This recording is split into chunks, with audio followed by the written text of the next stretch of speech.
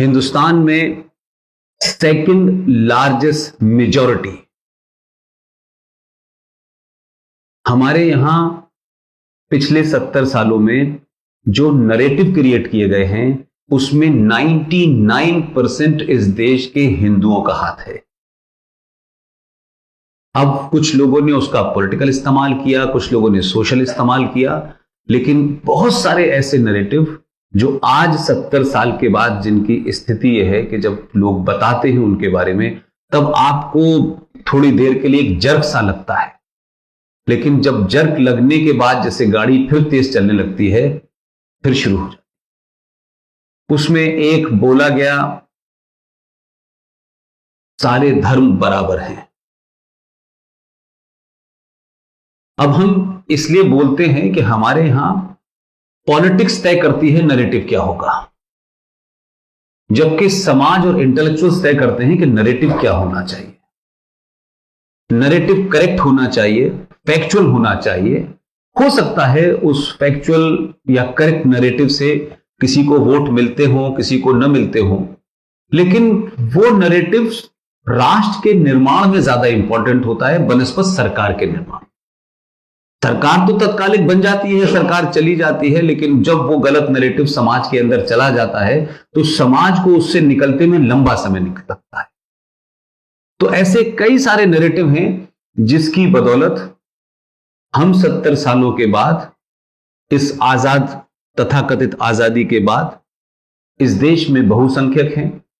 आप किसी के खिलाफ नहीं है, किसी के मजहब के खिलाफ नहीं है, किसी की किताब के खिलाफ नहीं है, लेकिन आपने जिन नैरेटिव्स को गढ़ा, जिनके लिए गढ़ा, वो उन नैरेटिव्स को उस वक्त तक ही मानते हैं जब तक उनको लगता है कि हमारी ताकत अब इस नैरेटिव को डिमोलिश करने की नहीं आ जाती।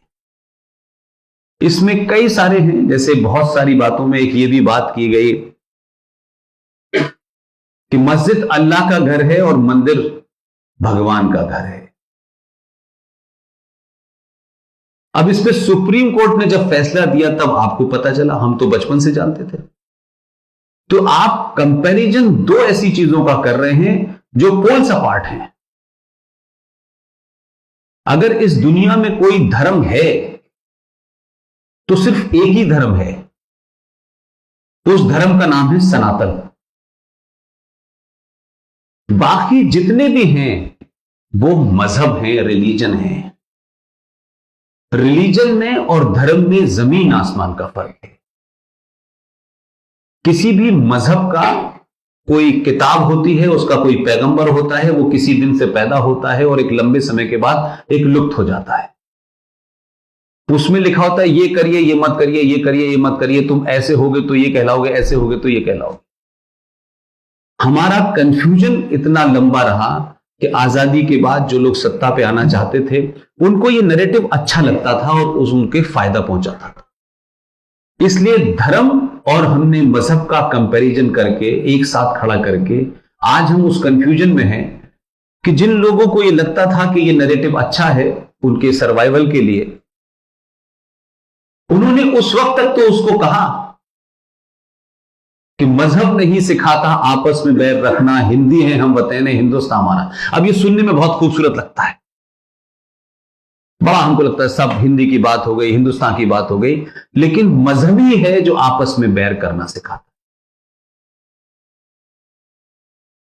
इसलिए आज जो भी कुछ आप स्थिति आपकी आंखों के सामने है, लोग कुरान का, शरिया का, इस्लाम का हवाला देते हैं, मोहम्मद साहब का हवाला देते हैं, अबू बकर का हवाला देते हैं, तमाम रेफरेंस देते हैं, लेकिन बात जाकर के वहां खत्म होती है कि हम किताब को मानते हैं और उस किताब का, जैसे आप कुरान मजीद कहते हैं, उस कुरान मजीद का जो पहला कलमा है, पहला कलमा जो अजान देते में इस्तेमाल होता है, अगर आप उसको आज मॉडर्न जमाने में देखें तो एक आधुनिक देश के अंदर, एक मॉडर्न देश के अंदर, एक सेकुलर स्टेट के अंदर, मेरी बात को लार्जर कॉन्टेक्स्ट में समझिएगा, अजान में क्या कहा जाता है? कुरान मजीद का पहला कलमा क्या है? पहला कलमा तैयब, तैयब माने पाक, ला इलाहा इल्लल्लाह मोहम्मद रसूलुल्लाह। इसका अर्थ क्या है? अल्लाह के सिवा किसी की इबादत नहीं की जा सकती। अब जहां अल्लाह का ट्रांसलेशन गॉड नहीं है, अल्लाह का ट्रांसलेशन भगवान नहीं है, उस किताब के पहले पन्ने पे सबको नकार दिया।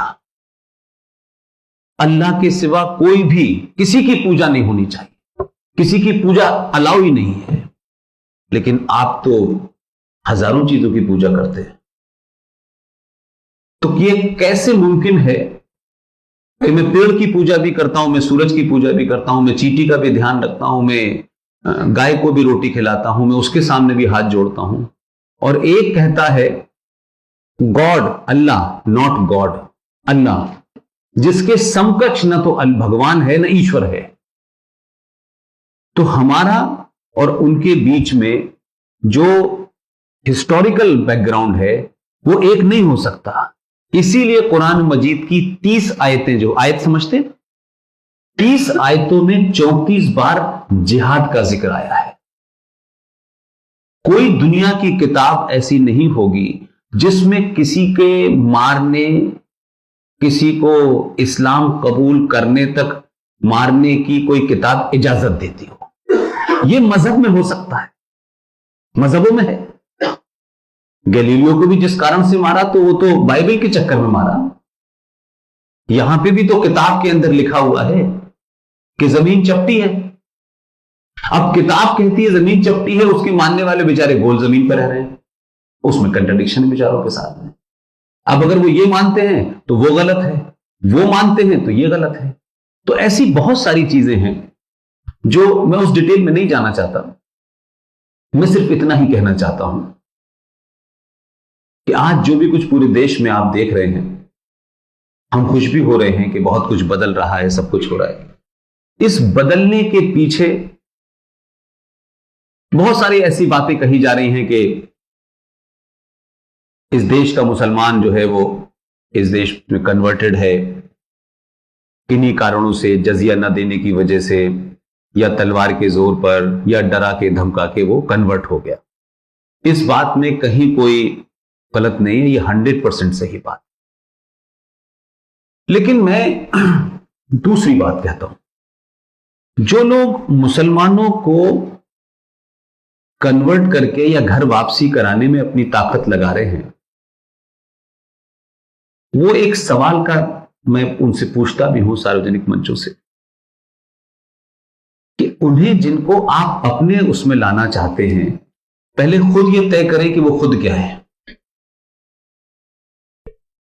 जो चले गए थे किन्हीं कारणों से, उन्हें लाना चाहते हैं आप, ठीक है लाइए, कोई दिक्कत नहीं है, लेकिन किस में लाना चाहते हैं? क्या इस देश में 90 करोड़ जो गिनती आपकी है हिंदुओं की, वो हिंदू हैं? क्या वो सनातनी हैं? तो हम जिनको चले गए हैं उनको कन्वर्ट करके कहां लाएंगे? सिर्फ भारत माता की नारा लगा देने से हिंदू नहीं होने वाला है कोई, वंदे मातरम कहने से हिंदू होने वाला नहीं है कोई। तो वंदे मातरम के तो बहुत नारे लगे थे। तो हम बेसिक कंफ्यूजन में हैं कि हम हैं क्या। ये जो हिंदू का शब्द है, जिसे आप हिंदू कहते हैं, ये तो 2000 साल पुराना है। आपकी असली पहचान तो सनातन है। तो सनातन था क्या? सनातन क्या है? सनातन कोई ये जो कर्म कांड होता है, पूजा घंटा, ये सनातन है ही नहीं। सनातन का मतलब है ज्ञान, विज्ञान। सनातन का पूरा आधार साइंस पे है, प्रकृति के साथ है। इस ब्रह्मांड में जितनी चीजें हैं उसमें आप भी एक हिस्से हैं। आप ये करें ये नहीं करें उसमें ये नहीं कहा गया है, आप इसके हिस्से हैं। लिहाजा आप जो जीवन के लिए 5 तत्व हैं उन्हीं की पूजा करते हैं। आप सूरज की पूजा इसलिए नहीं करते कि ज्यादा रोशनी देगा आपको, क्योंकि उसकी एनर्जी से सिस्टम चलना है। आप पानी बहने वाली नदी को गंगा मां कह के इसलिए पूजते हैं कि उसका स्वच्छ रहना जरूरी है, क्योंकि वो पानी देगी तो आपका जीवन चलेगा। ये आकार वाले देवी देवता जो आज हम देखते हैं मंदिरों में, चाहे वो गणेश जी की तस्वीर हो या शिव जी की तस्वीर हो, ये चलन कब राजा रवि वर्मा के इमेजिनेशन का हिस्सा है, जिन्हें गायकवाड़ परिवार गुजरात ने अपने यहां शरण दी और कहा कि आप बनाइए। उन्होंने उन तमाम चीजों को पढ़ा और उस इमेजिनेशन में ये सारी चीज क्रिएट करके दी। तो हमारा तो सीधा संपर्क इस सृष्टि से है। न हमको कोई किताब बनानी है, न किसी को कन्वर्ट करना है, न किसी को मारना है, न किसी को मुसलमान को हिंदू बनाना है, और न ही किसी से कहना है कि हमें गिनती बढ़ानी है। यह चिंता तो आपको कभी नहीं रही। ये जिनकी चिंता है उनको दुबला होने दीजिए इस चिंता में। आप अपनी चिंता हम इतनी ही कर लें कि हम एक बार कोशिश तो करें कि हम सनातनी तरफ बन जाएं। उसका 5% भी अगर आप सनातन की तरफ लौटे तो यकीन मानिए, उसको लाइटर नोट में मैं कहता हूं, जिस दिन भी ये देश का 5% पॉपुलेशन सनातन की तरफ चली गई, 2019 500 साल तक पैदा होता रहेगा। इसलिए आप पहले जिस चीज का दावा कर रहे हैं उसमें आप कम से कम 100 नहीं 50% तो हो जाएं।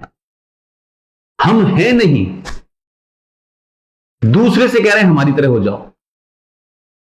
हमारा ना कोई कन्विक्शन है, ना हमारा कोई कमिटमेंट है। हम एक चौराहे से दूसरे चौराहे पे एक दूसरे देवता को गाली देते हैं, तीसरे देवता को गाली देते हैं। हम अपने ही अंदर समाज के लोगों के साथ एक साथ नहीं खड़े हुए, लेकिन जो चले गए हैं उनको लाने की हमें चिंता है।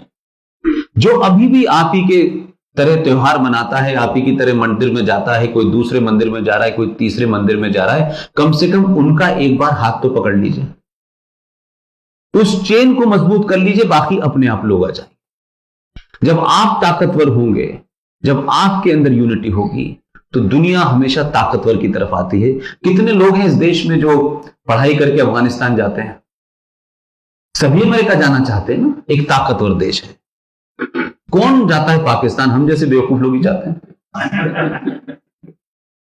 तो मेरा कहना यह है कि इसी तरीके से यह फैसला जब सुप्रीम कोर्ट ने दिया, तब भी इस देश के मेजॉरिटी को नहीं पता। आज भी हम मस्जिद को एक धार्मिक स्थल मानते हैं। इस्लाम में मस्जिद होली शराइन नहीं है, एक जगह खड़े होकर नमाज पढ़ने की है। वहां न अल्लाह की स्थापना हुई है और न कुरान शरीफ रखा हुआ है। लिहाजा वो मंदिर का कंटेम्परेरी नहीं हो सकता। पॉलिटिकली तो सूट करता है लोगों को, दुकान इनकी भी चलाओ, इनकी भी चलाओ, इनकी भी चलाओ, लेकिन यथार्थ में ऐसा नहीं है।